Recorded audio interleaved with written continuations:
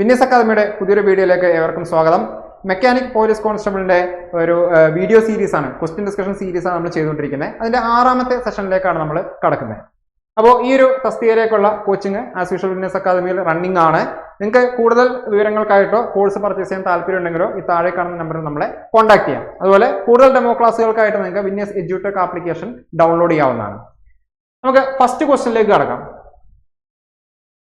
Which of the following statements are correct? താഴെ പറയുന്നത് ഇതെല്ലാം IT ലെവൽ ക്വസ്റ്റ്യൻസ് തന്നെയാണ്. സ്റ്റേറ്റ്മെന്റ് രീതിയിലുള്ള ചോദ്യങ്ങൾ നിലവിൽ ഡിപ്ലോമ ബിടെക് ലെവലിൽ മാത്രമല്ല IT ലെവലിലും വരുന്നുണ്ട്. പക്ഷേ സിമ്പിൾ ആയിട്ട് നമുക്ക് അത്യാവശ്യം ചെയ്യാൻ പറ്റുന്ന ക്വസ്റ്റ്യൻസ് തന്നെയാണ്. നോക്കാം, ഫസ്റ്റ് വൺ നോക്കാം.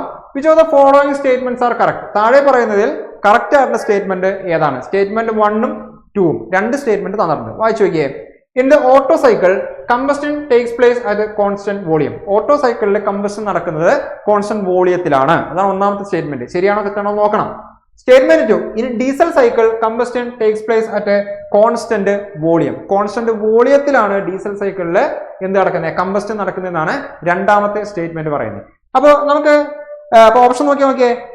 ബോത്ത് സ്റ്റേറ്റ്മെന്റ്സ് രണ്ടും കറക്റ്റ് ആണ്. ബോത്ത് സ്റ്റേറ്റ്മെന്റ്സ് ആർ ഇൻകറക്റ്റ്, രണ്ടും തെറ്റാണ്. ഒൺലി സ്റ്റേറ്റ്മെന്റ് 1 ഈസ് കറക്റ്റ്, 1 മാത്രമാണ് ശരി. അതായത് ഓട്ടോ സൈക്കിളിന്റെ കേസിൽ കമ്പസ്റ്റൻ നടക്കുന്നത് കോൺസ്റ്റന്റ് വോളിയത്തിൽ മാത്രമാണെന്നുള്ളതാണ് ശരി. അല്ലെങ്കിൽ ഒൺലി സ്റ്റേറ്റ്മെന്റ് 2 ഈസ് കറക്റ്റ്, ഒരു ഡീസൽ സൈക്കിൾ എടുത്താൽ അതിൽ കമ്പസ്റ്റൻ നടക്കുന്നത് കോൺസ്റ്റന്റ് വോളിയത്തിൽ എന്ന് പറയുന്നത് മാത്രമാണ് ശരി. ഏതാണ് ശരി? അപ്പൊ എന്തറിയണം നമ്മള്? ഇയാളുടെ ഓട്ടോ സൈക്കിളും ഡീസൽ സൈക്കിളും എന്താണെന്ന് അറിയണം. ഏറ്റവും ബേസിക് സൈക്കിൾ ആണ്, ഒരു പെട്രോൾ എഞ്ചിന്റെ ഏറ്റവും ബേസിക് സൈക്കിൾ ആണ് ഓട്ടോ സൈക്കിൾ.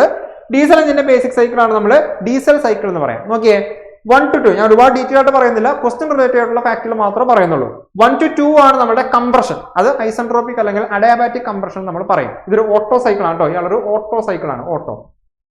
ദെൻ കംപ്രഷന്റെ അവസാനമാണ് നമ്മൾ പെട്രോൾ എഞ്ചിനിൽ സ്പാർക്ക് കൊടുക്കുന്നത്, അതായത് ഹീറ്റ് അഡീഷൻ. ആ ഹീറ്റ് അഡീഷൻ ആണ് 2 to 3 എന്ന് പറയുന്ന പ്രോസസ്, ഹീറ്റ് അഡീഷൻ. ആ ഹീറ്റ് അഡീഷന്റെ പ്രത്യേകത ഒരു കോൺസ്റ്റന്റ് വോളിയം ആണ്. കണ്ടോ, 2 എന്ന് പറയുന്ന പോയിന്റും 3 എന്ന് പറയുന്ന പോയിന്റും താഴേക്ക് എക്സ്റ്റെൻഡ് ചെയ്താൽ ഒരൊറ്റ പോയിന്റാണ് വരുന്നത്, കോൺസ്റ്റന്റ് വോളിയം അല്ലെ. അപ്പോ ആ ഹീറ്റ് അഡീഷൻ എന്ന് പറയുന്നത് ഒരു കോൺസ്റ്റന്റ് വോളിയത്തിലാണ്. ആ ഹീറ്റ് അഡീഷൻ തന്നെയാണ് നമ്മൾ എന്ത് പറയുന്നത്? കമ്പസ്റ്റൻ, കത്തുക എന്ന് പറയുന്ന പരിപാടി നടക്കുന്നതാണ് എന്ത്? ഹീറ്റ് അഡീഷൻ എന്ന് പറയുന്നത്. അപ്പൊ ഓട്ടോ സൈക്കിളിൽ ഈ കമ്പസ്റ്റൻ നടക്കുന്നത് കോൺസ്റ്റന്റ് വോളിയത്തിലാണ് അല്ലെ. അതായിരുന്നു ഒന്നാമത്തെ സ്റ്റേറ്റ്മെന്റ് നമ്മുടെ ക്വസ്റ്റ്യനിൽ. അപ്പൊ ഒന്നാമത്തെ സ്റ്റേറ്റ്മെന്റ് ശരിയാണെന്ന് മനസ്സിലായി. ഇനി രണ്ടാമത്തെ സ്റ്റേറ്റ്മെന്റ് ശരിയാണോ എന്ന് അറിയാൻ ഡീസൽ സൈക്കിളിൽ പോകണം, കാരണം ഡീസൽ സൈക്കിളിനെ കുറിച്ചിട്ടാണ് പറയുന്നത്. നോക്കിയേ, 1 to 2 അതാണ് അഡയാബാറ്റിക് അല്ലെങ്കിൽ ഐസെൻട്രോപിക് കംപ്രഷൻ എന്ന് പറയുന്ന ആള്. അതിനുശേഷം നമ്മൾ ഡീസലിനെ ഇഞ്ചക്ട് ചെയ്ത് 2 എന്ന് പറയുന്ന പോയിന്റ് ഡീസൽ നമ്മൾ ഇഞ്ചക്ട് ചെയ്യുന്നുണ്ട്, അയാൾ കമ്പസ്റ്റൻ സ്റ്റാർട്ട് ചെയ്യുന്നുണ്ട് അല്ലെ. 2 to 3 ആണ് ആ കമ്പസ്റ്റൻ എന്ന് പറയുന്ന പ്രോസസ്സ് അല്ലെ. അത് കോൺസ്റ്റന്റ് വോളിയം ആണോ? അല്ല. 2 എന്ന് പറയുന്ന പോയിന്റ് ഞാൻ ഇങ്ങോട്ട് എക്സ്റ്റെൻഡ് ചെയ്താല് 3 എന്ന് പറയുന്ന പോയിന്റ് എക്സ്റ്റെൻഡ് ചെയ്യാലും എന്ത് ചെയ്യും? വൈ ആക്സിൽ ഒറ്റ പോയിന്റിൽ മുട്ടും. Pressure P2 is equal to P3 അല്ലെ. PV ഡയഗ്രം ആണ് ഞാൻ ഇവിടെ കാണിച്ചിരിക്കുന്നത്. പ്രഷർ കോൺസ്റ്റന്റ് ആണ് എവിടെ വരുന്നത്? ഡീസൽ സൈക്കിളില് കമ്പസ്റ്റനിൽ വരുന്നത്. അപ്പോ നമ്മുടെ സ്റ്റേറ്റ്മെന്റിൽ പറഞ്ഞ എന്താണ്? ഡീസൽ സൈക്കിളിൽ കോൺസ്റ്റന്റ് വോളിയത്തിലാണ് കമ്പസ്റ്റൻ നടക്കുന്നതെന്ന് അല്ല. കോൺസ്റ്റന്റ് വോളിയത്തിലെ കമ്പസ്റ്റൻ നടക്കുന്നത് എവിടെയാണ്? ഓട്ടോ സൈക്കിളിൽ മാത്രമാണ്. അപ്പൊ ഇവിടെ ഓപ്ഷൻ നമ്മൾ നോക്കിക്കഴിഞ്ഞാൽ ഏതാണ് കറക്റ്റ് എന്ന് തിരിച്ചു പോയി നോക്കിയാലോ. സ്റ്റേറ്റ്മെന്റ് 1 കറക്റ്റ് ആണെന്ന് നമുക്ക് മനസ്സിലായി അല്ലെ. ഓട്ടോ സൈക്കിളിൽ കോൺസ്റ്റന്റ് വോളിയത്തിലാണ് നടക്കുന്നത്. പക്ഷെ ഡീസൽ സൈക്കിൾ കമ്പസ്റ്റൻ നടക്കുന്നത് കോൺസ്റ്റന്റ് വോളിയത്തിലല്ല, കോൺസ്റ്റന്റ് പ്രഷറിലാണ് നടക്കുന്നത്. അപ്പൊ ഇത് തെറ്റാനുള്ള സ്റ്റേറ്റ്മെന്റ് ആണ്. Only statement 1 is the correct answer. അതായത് option C, only statement 1 is correct. Second ക്വസ്റ്റ്യനിലേക്ക് പോവാം. Which of the following statements are correct? വീണ്ടും അതുപോലത്തെ ഒരു ക്വസ്റ്റ്യൻ വന്നേക്കാണ്. താഴെ പറയുന്നതിൽ ഏതാണ് കറക്റ്റ് ആയിട്ടുള്ള സ്റ്റേറ്റ്മെന്റ്? ഒരേ ക്വസ്റ്റ്യൻ പേപ്പറിൽ തന്നെ അടുത്ത ക്വസ്റ്റ്യൻ ആണ്. 2-stroke engine is simpler, compact and lighter. Statement 2 പറയാണ് 2-stroke engine has lower volumetric efficiency. Then പതിവ് പോലെ രണ്ട് സ്റ്റേറ്റ്മെന്റും ശരിയാണ്, രണ്ടും തെറ്റാണ്, ഒന്ന് മാത്രം ശരി, രണ്ട് മാത്രം ശരി എന്ന് പറഞ്ഞിട്ട് നമുക്ക് വീണ്ടും അത് സിമിലർ ആയിട്ടുള്ള ഓപ്ഷൻസ് തന്നിട്ടുണ്ട്. ഓക്കെ, ഫസ്റ്റ് സ്റ്റേറ്റ്മെന്റ് ആർക്കും ഡൗട്ട് ഒന്നുമില്ല അല്ലെ. 2-stroke engine is simpler ശരിയാണ്. 4-stroke ഒക്കെ ആയിട്ട് കമ്പയർ ചെയ്യുമ്പോൾ 2-stroke വളരെ സിമ്പിൾ ആണ്. ആള് കോമ്പാക്ട് ചെറുതാണ്, ലൈറ്റർ കനം കുറവാണ്, ഇതൊക്കെ നമുക്കറിയാം. സ്റ്റേറ്റ്മെന്റ് 1 എന്ന് പറയുന്നത് ശരിയാണ്. രണ്ടാമത്തെ സ്റ്റേറ്റ്മെന്റ് മിക്കവാറും അറിയാവുന്നതായിരിക്കും, എന്തായാലും വളരെ കുറച്ച് പേർക്ക് ഡൗട്ട് ഉണ്ടാവും. 2-stroke engine has lower volumetric efficiency. നമ്മളെപ്പോഴും 2-strokeന്റെ ഒരു പ്രത്യേകത പറയുമ്പോൾ സ്വാഭാവികമായിട്ടും ആര് വെച്ചായിരിക്കും കമ്പയർ ചെയ്യുന്നത്? 4-stroke വെച്ചായിരിക്കും അല്ലെ. 4-stroke വെച്ച് കമ്പയർ ചെയ്യുമ്പോൾ 2-strokeന്റെ വോളിയോമെട്രിക് എഫിഷ്യൻസി വളരെ കുറവായിരിക്കും. അത് ശരിയാണ്. കാരണം 2-strokeല് വോളിയോമെട്രിക് എഫിഷ്യൻസി എന്ന് പറഞ്ഞാൽ സക്ഷന്റെ സമയത്ത് അകത്തേക്കാൾ കയറുന്നതാണ് അല്ലെ. സക്ഷന്റെ സമയത്ത് അകത്തേക്കാൾ കയറുന്നതാണ് നമ്മൾ എന്ത് പറയുന്നത്? വോളിയോമെട്രിക് എഫിഷ്യൻസി പറയാൻ വേണ്ടിയിട്ട് നമ്മൾ ഉപയോഗിക്കുന്നത്. അപ്പോൾ ഈ പിസ്റ്റൺ 2 സ്ട്രോക്ക് എഞ്ചിൻ എടുത്തു കഴിഞ്ഞാൽ പിസ്റ്റൺ താഴെ നിന്നും മുകളിലേക്ക് BDCയിൽ നിന്നും TDCയിലേക്ക് പോകുമ്പോഴാണത് ഈ ക്രാങ്ക് കേസിലേക്ക് സക്ഷൻ നടക്കുന്നത്.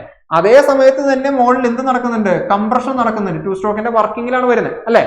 അപ്പൊ വളരെ കുറഞ്ഞ സമയത്ത് അല്ലെങ്കിൽ സ്ട്രോക്കിന്റെ വളരെ കുറഞ്ഞ സമയത്താണ് എന്തിനുള്ള അവസരം വരുന്നുള്ളൂ? ഈ വോളിയം ഇൻടേക്കിന് വേണ്ടിയിട്ടുള്ള അവസരം 2 സ്ട്രോക്കിൽ വരുന്നുള്ളൂ. പക്ഷെ 4 സ്ട്രോക്ക് എടുത്തു കഴിഞ്ഞാൽ ഒരു സെപ്പറേറ്റ് സ്ട്രോക്ക് സക്ഷന് വേണ്ടി മാത്രം ഉണ്ടല്ലേ. ഈ കംപ്ലീറ്റ് സ്ട്രോക്കും സക്ഷന് വേണ്ടി മാത്രം സെപ്പറേറ്റ് ആയിട്ടുണ്ട്. അതുകൊണ്ട് 4 സ്ട്രോക്കിൽ ഒരുപാട് കണ്ടന്റ് അകത്തേക്ക് ഫ്രഷ് ചാർജ് അകത്തേക്ക് കയറും. പക്ഷെ 2 സ്ട്രോക്കിൽ കുറച്ച് ലിമിറ്റേഷൻ ഉണ്ട്. കുറച്ച് ആൾക്കാരാണ് അകത്തേക്ക് കയറുകയുള്ളൂ. എന്ന് പറഞ്ഞാൽ volumetric efficiency of 2 stroke engine as compared to 4 stroke engine എന്തായിരിക്കും? കുറവായിരിക്കും. അത് സ്റ്റേറ്റ്മെന്റ് 2ഉം ശരിയാണ്. Both statements are correct. Option A. Okay. Then അടുത്ത question, in an inline 6-cylinder 4-stroke engine, a firing impulse occurs at every dash degree of crankshaft revolution. എന്റെ കയ്യിലുള്ളത് ഒരു 6-cylinder inline 6-cylinder 4-stroke engine ആണ്. Inline എന്ന് പറഞ്ഞാൽ 6 cylinder നിരന്നിരിക്കും. 1 2 3 4 5 6 ഇങ്ങനെ 6 cylinder എന്ത് ചെയ്യും? ഒറ്റ നിരയിൽ ഇരിക്കുന്നതിനാണ്, സീരീസ് ആയിട്ട് ഇരിക്കുന്നതിനാണ് എന്ത് പറയുന്നത്? ഇൻലൈൻ എഞ്ചിൻ എന്ന് പറയുന്നത്. അപ്പൊ ഇതുപോലെ 6 സിലിണ്ടർ ഇങ്ങനെ നിരന്നിരിക്കുകയാണ്. ഇയാളൊരു 4 സ്ട്രോക്ക് എഞ്ചിനുമാണ്. ഓരോ സിലിണ്ടറിലും ഫയറിംഗ് നടക്കുമല്ലോ അല്ലെ. ഫയറിംഗ് നടക്കും. ആ ഫയറിംഗ് നടക്കുന്നത് എപ്പോഴും നമ്മുടെ ക്രാങ്ക് ഷാഫ്റ്റിന്റെ ഒരു പർട്ടിക്കുലർ ഡിഗ്രിയിലാണ് പറയും. ഇത്ര ഡിഗ്രി, 90 ഡിഗ്രിയിലാണോ, 120 ഡിഗ്രിയിലാണോ, 180 ഡിഗ്രിയിലാണോ, 360 720 ആണോ, അങ്ങനെ പല പല ഡിഗ്രീസിലാണ് നമ്മൾ എന്ത് പറയുന്നത്? ഈ ഫയറിംഗ് നടക്കുക എന്ന് പറയാം. ആ ഫയറിംഗിന് ശേഷം എന്ത് നടക്കും? പവർ നടക്കും അല്ലെ. അപ്പൊ എത്ര ഡിഗ്രിയിലാണ് പവർ സ്റ്റാർട്ട് ചെയ്യുന്നത് ചോദിച്ചു കഴിഞ്ഞാലും, അല്ലെങ്കിൽ എത്ര ഡിഗ്രിയിലാണ് ഫയറിംഗ് നടക്കുന്നത് ചോദിച്ചു കഴിഞ്ഞാലും നമ്മൾ ഒരുപോലെയാണ് അവിടെ മറുപടി നമ്മൾ സാധാരണ പറയാം. ഓക്കെ, ഏകദേശം കേട്ടോ, കറക്റ്റ് ആണെന്നുള്ള ഒരു ഏകദേശം വരുന്നത്. അപ്പൊ ഇവിടെ ഫയറിംഗ് ഇമ്പൾസ് വെച്ചിട്ടാണ് ചോദ്യം വരുന്നത് അല്ലെ. ഞാനപ്പോ ജസ്റ്റ് ഒന്ന് പറയണം, ഒരു സിംഗിൾ സിലിണ്ടർ ആണ്. ഒരു സിംഗിൾ സിലിണ്ടർ 1 സിലിണ്ടർ എന്ന് കൊടുക്കാം. ഒരു സിംഗിൾ സിലിണ്ടർ 4 സ്ട്രോക്ക് എഞ്ചിൻ ആണെന്ന് വിചാരിക്കാം. ഇയാളുടെ ഒരു സൈക്കിൾ എന്ന് പറയുന്നത് 720 ഡിഗ്രി റൊട്ടേഷൻ എന്നൊക്കെ അറിയാലോ. ഒക്കെ 4 സ്ട്രോക്ക് എഞ്ചിൻ ഒക്കെ വർക്കിംഗിൽ വരുന്നതാണ്. ഓക്കെ, അപ്പൊ ഒരു സിംഗിൾ സിലിണ്ടർ 4 സ്ട്രോക്ക് എഞ്ചിൻ എടുത്തു കഴിഞ്ഞാൽ ഒരു സൈക്കിൾ എന്ന് പറയുന്നത് 720 ഡിഗ്രി ക്രാങ്ക് ഷാഫ്റ്റ് റൊട്ടേഷൻ അല്ലെ. ആ ഒരു സിംഗിൾ സിലിണ്ടറിൽ 720 ഡിഗ്രി തിരിയുമ്പോൾ ഒരു പവറേ നമുക്ക് കിട്ടുള്ളൂ. ഒരു പവർ, ഇതിൽ നിന്ന് ഒരു പവർ ആണ് നമുക്ക് കിട്ടുള്ളൂ. അഥവാ ഒരു ഫയറിംഗ് ആണ് അവിടെ നടക്കുന്നുള്ളൂ. 1 ഫയർ, ഒരു ഫയർ ആണ് അവിടെ നടക്കുന്നത്. ഓക്കെ, എന്ന് പറഞ്ഞാല് അപ്പൊ 720 ഡിഗ്രിയിൽ ഒരു ഫയർ ആണ് കേട്ടോ എനിക്ക് അവിടെ കിട്ടിയത്. ഇനി അത് തന്നെ ഒരു 2 സിലിണ്ടർ 4 സ്ട്രോക്ക് എഞ്ചിൻ ആണെങ്കിൽ ഒരു സൈക്കിൾ എന്ന് പറയുമ്പോൾ മാറ്റമൊന്നുമില്ല, 720 ഡിഗ്രി തന്നെയാണ് അവിടെ. പക്ഷെ 2 പവർ കിട്ടും. അവിടെ 2 ഫയറും നടന്നിട്ടുണ്ടാവും. അപ്പോ ഇവിടെ ഒരു ഫയർ നടക്കാൻ 720 ഡിഗ്രി എടുത്തല്ലേ അല്ലെ. ഇവിടെ 2 ഫയർ നടക്കാൻ 720 ഡിഗ്രി അല്ലെ. അപ്പൊ ഒരു ഫയർ നടക്കാൻ 720/2 അഥവാ 360 ഡിഗ്രിയിൽ എന്ത് നടക്കും? ഒരു ഫയർ നടക്കും. ഓക്കെ, ഇനി വീണ്ടും ഞാൻ 4 സിലിണ്ടർ എടുക്കുകയാണ്. ഞാൻ ഉത്തരത്തിലേക്ക് എത്താൻ എളുപ്പത്തിനാണ് പറയുന്നത്. 4 സിലിണ്ടർ 4 സ്ട്രോക്ക് എടുത്തു. വീണ്ടും ഒരു സൈക്കിൾ എന്ന് പറയുന്നത് 720 ഡിഗ്രി തന്നെയാണ്. പക്ഷെ 4 സിലിണ്ടർ ആയതിന്റെ അവിടെ 4 പവർ എനിക്ക് 720 ഡിഗ്രിയിൽ കിട്ടും. അഥവാ 4 ഫയർ ഒക്കെ അവിടെ നടന്നിട്ടുണ്ടാവും. അപ്പോ ഈ 720 ഡിഗ്രിയിൽ 4 ഫയർ നടക്കുന്നുണ്ടല്ലോ. അപ്പൊ 720/4 സിലിണ്ടർ എഞ്ചിൻ അല്ലേ, 720/4 ചെയ്താൽ എനിക്ക് എന്ത് കിട്ടും? 180 ഡിഗ്രി എന്ന് കിട്ടും. ഓരോ 180 ഡിഗ്രിയിലും അവിടെ ഫയർ നടക്കും. അതായത് ഇങ്ങനെ ഒരു ക്വസ്റ്റ്യൻ കിട്ടിക്കഴിഞ്ഞാൽ എനിക്ക് എന്ത് കൺക്ലൂഡ് ചെയ്യാം? 720 ഡിഗ്രി എന്ന് പറയുന്ന ആ ഒരു സൈക്കിൾ കംപ്ലീറ്റ് ചെയ്യാനുള്ള ആ ഒരു ഡിഗ്രി ഉണ്ടല്ലോ, അത് divided by number of cylinders ചെയ്ത് കഴിഞ്ഞാൽ അതായിരിക്കും ഒരു ഫയർ ഇമ്പൾസിന്റെ ആ ഡിഗ്രി എന്ന് പറയുന്നത്. ഓക്കെ, അപ്പൊ എന്റെ കയ്യിലുള്ളത് 6 സിലിണ്ടർ 4 സ്ട്രോക്ക് എഞ്ചിൻ ആണെങ്കിൽ എന്ത് ചെയ്താൽ മതി?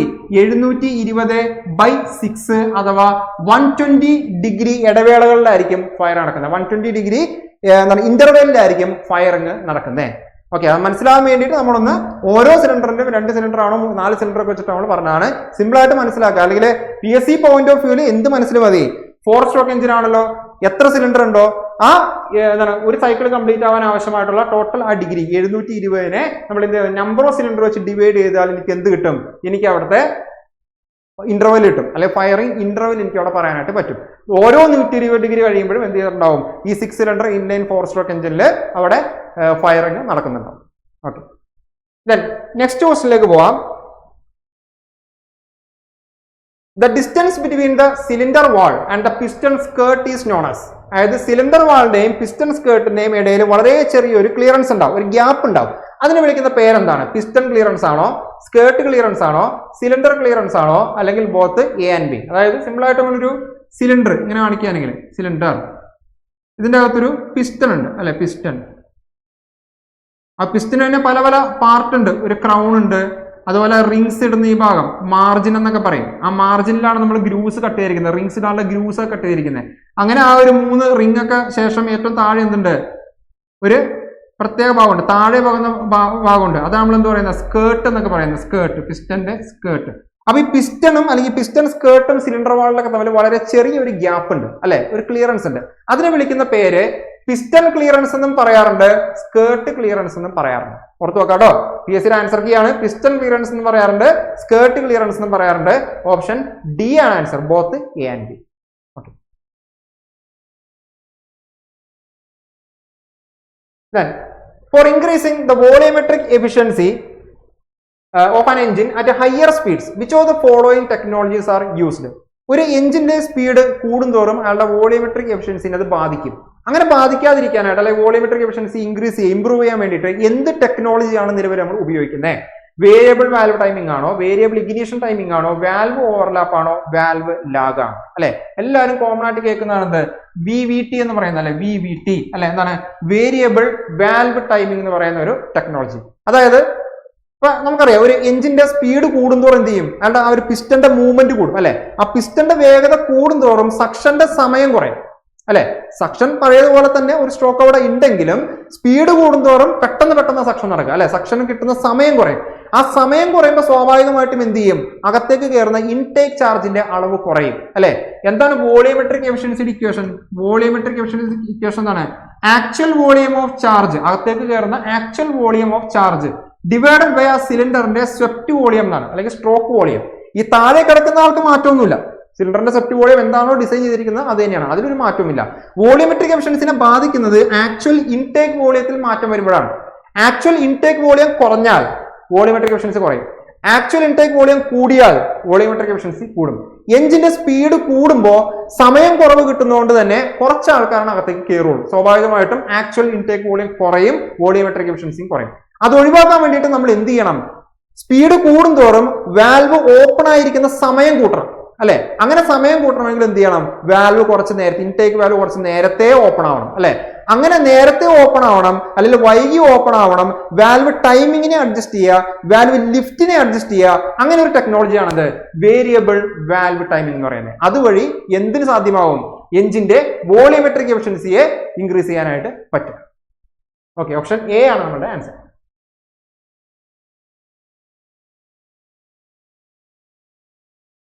6th one ആണ് the period in which the injected diesel fuel remaining in the combustion chamber after the injection stops continues to burn is known as. അതായത് നമ്മൾ കമ്പസ്റ്റൻ എന്ന് പറയുന്ന ഒരു ടോപ്പിക് ഉണ്ട്. ഒരു 2-3 മണിക്കൂറൊക്കെ നമുക്ക് കണ്ടിന്യൂസ് ആയിട്ട് പറയേണ്ടി വരുന്ന ഒരു ടോപ്പിക്കാണ് ഈ ഒരു എഞ്ചിന്റെ അകത്തെ കമ്പസ്റ്റൻ എന്ന് പറഞ്ഞാൽ. പെട്രോൾ എഞ്ചിനിൽ എങ്ങനെയാണ്, ഡീസൽ എഞ്ചിനിൽ എങ്ങനെയാണ്, സ്പാർക്ക് കൊടുത്തതിന് ശേഷം എന്താണ് സംഭവിക്കുന്നത്, ഡീസൽ ഇഞ്ചക്ട് ചെയ്തതിനു ശേഷം എന്താണ് സംഭവിക്കുന്നത്, ഇതാണ് നമുക്ക് പഠിക്കേണ്ടത് അല്ലെ. കാര്യം സിമ്പിൾ ആയിട്ട് പറഞ്ഞെങ്കിലും ഒരുപാട് കാര്യങ്ങൾ ഡീറ്റെയിൽ ആയിട്ട് പറയേണ്ട ഒരു ടോപ്പിക്കാണ്. അപ്പോൾ അതിൽ വരുന്ന ചില സ്റ്റേജുകളുണ്ട്. ഇപ്പൊ ഇവിടെ നിങ്ങൾ നോക്കിയേ, ഇത് ഏത് എഞ്ചിനെ പറ്റിയാണ് പറയുന്നത്? ഡീസൽ ഫ്യൂൽ ഇഞ്ചക്ട് ചെയ്യുന്ന സ്വാഭാവികമായിട്ടൊരു ഡീസൽ എഞ്ചിനെ കുറിച്ചാണ് പറയുന്നത് അല്ലെ.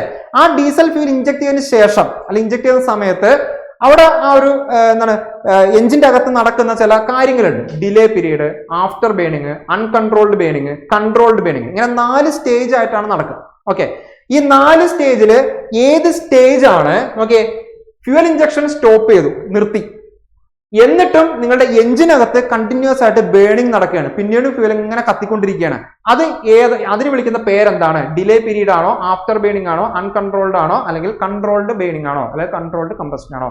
ഓർത്തു വെക്കുക, കത്തേണ്ട സമയം, ശരിക്കും കത്തേണ്ട സമയം കഴിഞ്ഞിട്ടും വീണ്ടും അവിടെ കിടന്ന് കത്തുന്നുണ്ടെങ്കിൽ ആ പേര് പോലെ തന്നെ അതിനെ വിളിക്കുന്ന പേരാണ് after burning period. After burning period. അപ്പൊ എന്താണ് ഡിലേ പീരീഡ്, എന്താണ് അൺകൺട്രോൾഡ്, എന്താണ് കൺട്രോൾഡ്? ജസ്റ്റ് ഒരു ഐഡിയ തരാം, ഒരു ഫിഗർ വെച്ചിട്ട് ഡയഗ്രാം വെച്ചിട്ട് ജസ്റ്റ് ഒരു ഐഡിയ തരാം. ഇവിടെ നോക്കുക, ഇതാണ് ഒരു കമ്പസ്റ്റൻ. ഞാൻ ഒരുപാട് ഡീറ്റെയിൽ പറയുന്നില്ല, നിങ്ങൾ പറഞ്ഞ 4 ഫേസ് ഇല്ല, 4 ഫേസ് ആണെന്ന് കാണിക്കുകയാണ്. ഈ ഒരു പോയിന്റിൽ വെച്ചിട്ട് എ എന്ന് പറയുന്ന ഒരു പോയിന്റ് വെച്ചിട്ട് നിങ്ങൾ ഡീസലിനെ ഇഞ്ചെക്ട് ചെയ്യും. അങ്ങനെ ഡീസലിനെ ഇഞ്ചെക്ട് ചെയ്യുന്ന അതേ മൊമെന്റിൽ അത് കത്തില്ല. ആ ഡീസൽ ചെന്ന് എയറുമായിട്ട് മിക്സ് ചെയ്തിട്ടുള്ള ഒരു പ്രിപ്പറേഷൻ ഫേസ് ഉണ്ട്. ആ പ്രിപ്പറേഷൻ ഫേസ് ഒരു 0.001 സെക്കൻഡ് ഒക്കെ ആയിരിക്കും വരിക, വളരെ കുറഞ്ഞ സമയമാണ്. എന്നാലും ചെറിയൊരു ടൈം ലാഗ് അവിടെ ഉണ്ട്. അതായത് ഡീസൽ ഇഞ്ചെക്ട് ചെയ്തതിനു ശേഷം അത് എയറുമായിട്ട് മിക്സ് ചെയ്ത് കത്തി തുടങ്ങാനായിട്ട് ഒരു വളരെ ചെറിയൊരു ഗ്യാപ്പ് ഉണ്ട്. ആ ഗ്യാപ്പിനെ വിളിക്കുന്ന പേരാണ് ഇഗ്നിഷൻ ഡിലേ അല്ലെങ്കിൽ ഡിലേ പീരീഡ് എന്ന് നമ്മൾ പറയുന്നത്. അപ്പൊ അതാണ് ഈ കാണിക്കുന്നത്. ഈ എ എന്ന് പറയുന്ന പോയിന്റിൽ നിങ്ങൾ ഫ്യൂവൽ ഇഞ്ചെക്ട് ചെയ്തു, അയാൾ കത്തിയില്ല. ബി എന്ന് പറയുന്ന പോയിന്റ് ഇത്ര എത്തിയപ്പോഴാണ്, ഇത്രയും ഡിലേ ആണ്, ഇത്രയും ഡിസ്റ്റൻസ് എന്താണ്, ഡിലേ പീരീഡിനെ റെപ്രസെന്റ് ചെയ്യുന്നതാണ്. ഓക്കെ, തൽക്കാലം അത്ര മനസ്സിലാക്കുക. ഡീറ്റെയിൽ ആയിട്ട് നമുക്ക് ക്ലാസ്സിൽ പറഞ്ഞു പോകാം. ഇനി അങ്ങനെ ഈ ഒരു ബി എന്ന് പറയുന്ന പോയിന്റിൽ വെച്ചിട്ട് ആൾ കത്തി തുടങ്ങും അല്ലെ. ആദ്യമായിട്ട് ഡീസൽ ഇങ്ങനെ കെട്ടിക്കിടക്കുക അതിൻ്റെ അകത്ത്. ആദ്യമായിട്ട് കത്തുമ്പോൾ ഇത്തരം കുറച്ചധികം ഡീസൽ ഒരുമിച്ച് കത്തുന്നതുകൊണ്ട് തന്നെ അതൊരു അൺകൺട്രോൾഡ് കമ്പഷൻ ആയിരിക്കും. നമ്മുടെ പരിധിയിൽ നിൽക്കാത്ത അൺകൺട്രോൾഡ് കമ്പഷൻ ആയിരിക്കും അത് സംഭവിക്കുന്നത്. അതാണ് രണ്ടാമത്തെ ഫേസ്. ഇത്രയും ഏറ്റവും കൂടുതൽ ഒരു പീക്ക് പ്രഷർ ഒക്കെ നമ്മൾ എഞ്ചിന്റെ അകത്ത് കാണുന്നത് ഈ ഒരു ഫേസിലായിരിക്കും. അതിനുശേഷം ഒന്നാണ് കത്തി ആയി കഴിയുമ്പോൾ ആളെന്തായി കൺട്രോൾഡ്, കുറച്ചുകൂടെ ഒക്കെ ഒന്ന് മയപ്പെടും അല്ലെ. അതാണ് ഈ മൂന്നാമത്തെ ഫേസ്, കൺട്രോൾഡ് കമ്പഷൻ എന്ന് നമ്മൾ വിളിക്കുന്നത്. ഓക്കെ, ഇനി എന്തെങ്കിലും കാരണങ്ങൾ കൊണ്ട് ആവശ്യത്തിൽ അധികം ഫ്യൂവൽ അവിടെ ഇഞ്ചെക്ട് ചെയ്യപ്പെട്ടിട്ടുണ്ടെങ്കിൽ അതിനുശേഷം കംപ്രഷൻ ഒക്കെ കഴിഞ്ഞ് പിസ്റ്റൺ വീണ്ടും താഴേക്ക് വരിക കേട്ടോ. പിസ്റ്റൺ വീണ്ടും ഇങ്ങനെ താഴേക്ക് BDCയിലേക്ക് ഇങ്ങനെ മൂവ് ചെയ്യണം. ആ സമയത്ത് അതിൽ കെട്ടിക്കിടക്കുന്ന എക്സ്ട്രാ വരുന്ന കുറച്ച് ഡീസൽ എന്ത് ചെയ്യും, കത്തിക്കൊണ്ടേയിരിക്കും. അത് നമുക്ക് വലിയ ഗുണമൊന്നുമില്ല. കാരണം ഓൾറെഡി പവർ സ്ട്രോക്കിന്റെ കിട്ടേണ്ട സമയത്തുള്ള എനർജി മാക്സിമം കിട്ടിയിട്ടുണ്ട്. ഇനിയും അവിടെ കിടന്ന ഡീസൽ കത്തുന്നതുകൊണ്ട് നമുക്ക് വലിയ കാര്യമൊന്നുമില്ല. ഓൾറെഡി പവർ സ്ട്രോക്ക് അവിടെ ആരംഭിച്ചു കഴിഞ്ഞു. അങ്ങനെ ആ ഒരു പവർ സ്ട്രോക്കിന്റെ ഭാഗത്തും ചുമ്മാ കിടന്ന് കുറച്ച് എക്സ്ട്രാ ഫ്യൂവൽ കത്തിപ്പോകുന്നതിനെ വിളിക്കുന്ന പേരാണിത് ആഫ്റ്റർ ബേണിംഗ് എന്ന് നമ്മൾ പറയുന്നത്. അപ്പൊ ഇവിടെ ക്വസ്റ്റ്യൻ അത് തന്നെയാണ്. ആ 4 ഫേസ് ഉണ്ട്. 4 ഫേസിനെ കുറിച്ച് നമ്മളിവിടെ പറഞ്ഞു കഴിഞ്ഞു. ആ ക്വസ്റ്റ്യൻ നിങ്ങൾ ഒന്നുകൂടി ഒന്ന് നോക്കിയേ. The period in which the injected diesel fuel remaining in the combustion chamber after the injection stop. ഇഞ്ചക്ഷന്റെ സ്റ്റോപ്പ് ചെയ്ത് കഴിഞ്ഞിട്ട് കത്തേണ്ട സമയവും കഴിഞ്ഞിട്ട് എന്ത് ചെയ്യാണ്, ആള് പിന്നെയും കിടന്ന് അവിടെ കത്തുന്നുണ്ടെങ്കിൽ അതിനെ വിളിക്കുന്ന പേരാണെന്ത്, after burning period. Okay, important ആണ്. കമ്പഷൻ എന്ന ടോപ്പിക്കിൽ നമുക്ക് ഡീറ്റെയിൽഡ് ആയിട്ട് ഇത് പഠിക്കേണ്ടതാണ്. Then next one, dash helps to reduce the fluctuation of crankshaft speed during an engine cycle. ഒരു എഞ്ചിൻ സൈക്കിൾ, ഒരു സൈക്കിൾ എന്ന് പറഞ്ഞാൽ എന്താ, സക്ഷൻ, കംപ്രഷൻ, പവർ, എക്സോസ്റ്റ് അല്ലെ. ഇതെല്ലാം കൂടി ഈ 4 പേര് ഒരു വട്ടം തീരുമ്പോൾ നമ്മൾ എന്ത് പറയും, ഒരു സൈക്കിൾ കംപ്ലീറ്റ് ചെയ്യാന്ന് പറയും. അപ്പൊ അവിടെ ഈ ക്രാങ്ക് ഷാഫ്റ്റിന്റെ സ്പീഡ് ഫ്ലക്ച്വേഷനെ കുറയ്ക്കാൻ വേണ്ടിയിട്ട് സഹായിക്കുന്നത് ആരാണ്? വൈബ്രേഷൻ ഡാമ്പർ ആണോ, ബാലൻസർ ഷാഫ്റ്റ് ആണോ, ഫ്ലൈ വീൽ ആണോ, കൗണ്ടർ വെയിറ്റ് ആണോ? നമുക്ക് എല്ലാവർക്കും അറിയാം ക്രാങ്ക് ഷാഫ്റ്റിന്റെ സ്പീഡ് ഫ്ലക്ച്വേഷനെ കുറയ്ക്കാൻ സഹായിക്കുന്നത് ആരാണ്? ഫ്ലൈ വീലാണ് അല്ലെ. ഇപ്പൊ ഒരു പവർ സ്ട്രോക്കിന്റെ സമയത്ത് മാത്രമാണ് നമുക്ക് എന്ത് കിട്ടുള്ളൂ, യൂസ്ഫുൾ ആയിട്ടുള്ള പവർ കിട്ടുന്നുള്ളൂ. ബാക്കി സക്ഷന്റെയും കംപ്രഷന്റെയും എക്സോസിന്റെ ഒക്കെ സമയത്ത് എന്താണ്, നമ്മൾ എടുത്ത പവർ, നമ്മൾക്ക് കിട്ടിയ പവറിന് വീണ്ടും കുറച്ച് ഭാഗം യൂട്ടിലൈസ് ചെയ്തിട്ടാണ് ബാക്കിയുള്ള എല്ലാ നോൺ വർക്കിംഗ് സ്ട്രോക്കുകളും നടക്കുന്നത് അല്ലെ. അപ്പൊ ഒരു ഫ്ലക്ച്വേഷനാണ് അല്ലെ. പവറിന്റെ സമയത്ത് മാത്രം വലിയൊരു പവർ കിട്ടുന്നു, ബാക്കിയുള്ള സമയത്തൊന്നും ഇല്ല. അപ്പൊ എഞ്ചിനിൽ സ്വാഭാവികമായിട്ട് എന്തുണ്ടാവും, സ്പീഡ് ഫ്ലക്ച്വേഷൻ ഉണ്ടാവും. അങ്ങനെ എഞ്ചിൻ ഒരു കുതിരയെ പോലെ ചാടി പോയാൽ മതിയാ, ഇല്ല. അത് നോർമൽ സ്പീഡിൽ ഇങ്ങനെ എപ്പോഴും ഒരേപോലെ ഇങ്ങനെ കറങ്ങാനായിട്ട് നമുക്ക് പറ്റണം. ഫ്ലക്ച്വേഷന് സ്പീഡ് ഇല്ലാതെ ചെയ്യാൻ പറ്റണം. അതിന് വേണ്ടിയിട്ട് സഹായിക്കുന്നതാണിത് ഫ്ലൈ വീൽ എന്ന് പറയുന്ന ആള്.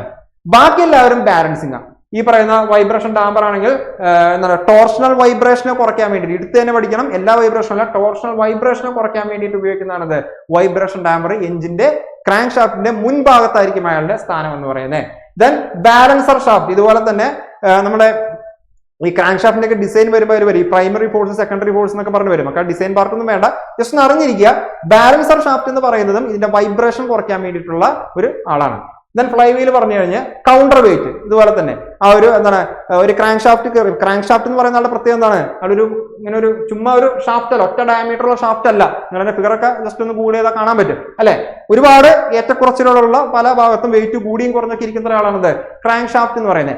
എവിടെയെങ്കിലും ചെറിയൊരു വെയിറ്റ് ഡിഫറൻസ് വന്നു കഴിഞ്ഞാൽ അവിടെ എന്ത് ചെയ്യും, പിന്നെ ഹൈ സ്പീഡിൽ കറങ്ങുന്ന ആൾക്ക് എന്ത് ചെയ്യും, ഒരുപാട് ബാലൻസിങ്ങിന്റെ പ്രശ്നങ്ങൾ വരും, വൈബ്രേഷന്റെ പ്രശ്നങ്ങളൊക്കെ വരും. ആ ബാലൻസിങ് കൺട്രോൾ ചെയ്യാൻ വേണ്ടിയിട്ട് നമ്മൾ ക്രാങ്ക് ഷാഫ്റ്റിന്റെ വെബിനോടൊക്കെ ചേർന്ന് കൊടുക്കുന്ന ഒരാളാണത് ഈ കൗണ്ടർ വെയിറ്റ് എന്ന് പറയുന്ന ആൾ. അപ്പൊ ഇവിടെ fluctuation of crank shaft speed reduce ചെയ്യാൻ വേണ്ടി ഉപയോഗിക്കുന്നത് ഫ്ലൈ വീൽ ആണ്, option C.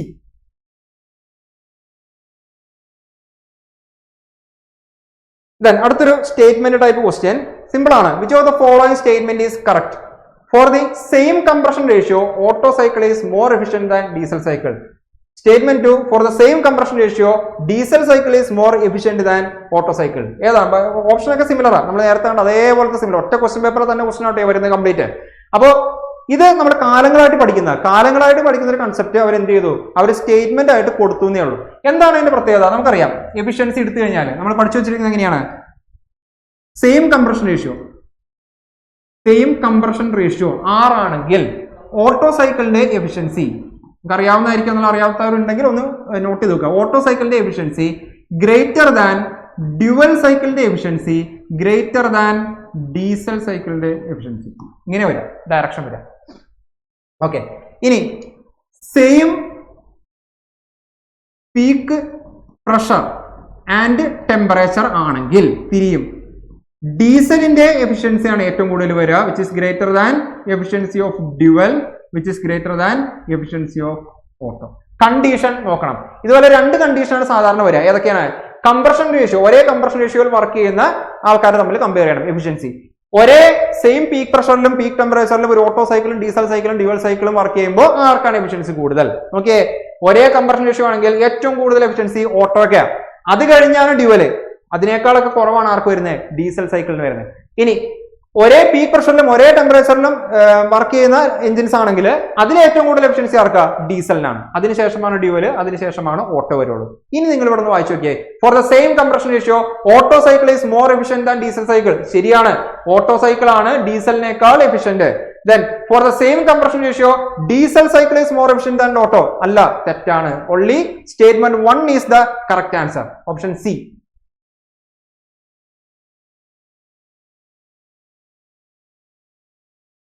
Then 9th question, the ratio between brake power and indicator power, engine performance ആയിട്ട് ബന്ധപ്പെട്ടുള്ള ഒരു ഏറ്റവും സിമ്പിൾ ആയിട്ടുള്ള ഒരു ക്വസ്റ്റ്യൻ ആണ്.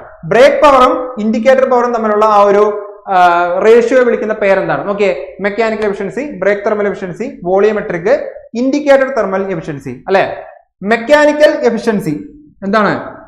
Break power by indicated power എന്നാ പറയുന്നത്. അല്ലെ, മിക്കവാറും എല്ലാവർക്കും അറിയാൻ പറ്റും, കൂടുതൽ എക്സ്പ്ലനേഷൻ ആവശ്യമില്ല. മെക്കാനിക്കൽ എഫിഷ്യൻസിയുടെ ഡെഫിനേഷൻ തന്നെ എന്താണ്?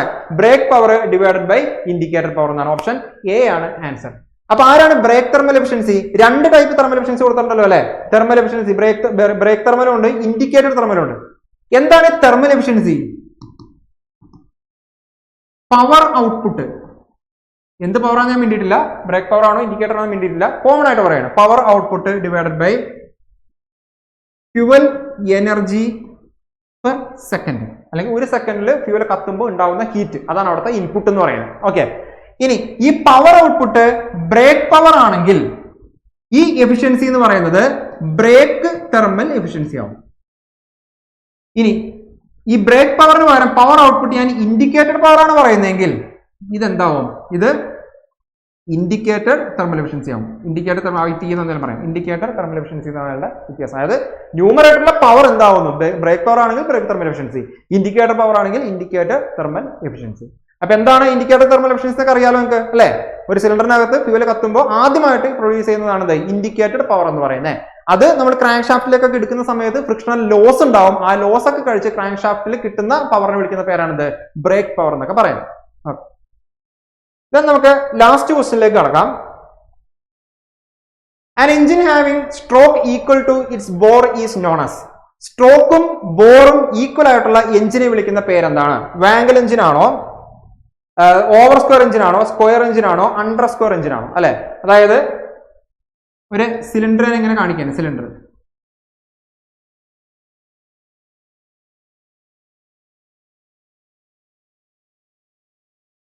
അപ്പൊ ഇയാളുടെ ഈ ബോർ അഥവാ ഡയാമീറ്റർ, ദെൻ ഈ ടി ഡി സി മുതൽ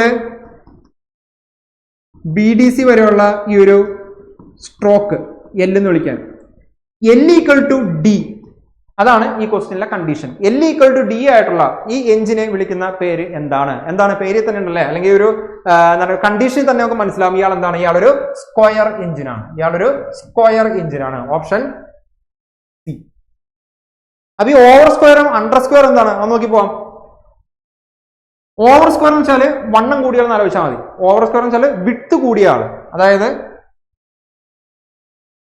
സ്ട്രോക്കിനേക്കാൾ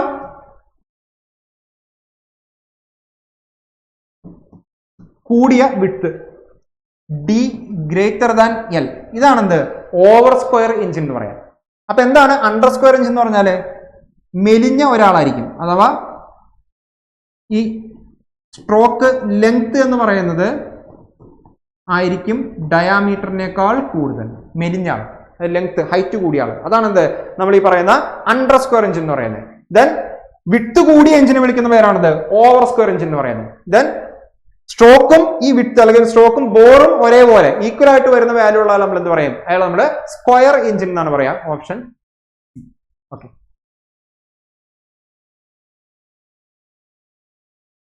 ഓക്കെ, അപ്പോൾ ഇത്രയും കാര്യങ്ങളാണ് നമ്മൾ ഇന്നത്തെ ഒരു സെഷനിൽ ഡിസ്കസ് ചെയ്തിരിക്കുന്നത്. ഒരു 10ഓളം ഇമ്പോർട്ടൻ്റ് ആയിട്ടുള്ള ക്വസ്റ്റ്യൻസ് നമ്മൾ ഡിസ്കസ് ചെയ്തിട്ടുണ്ട്.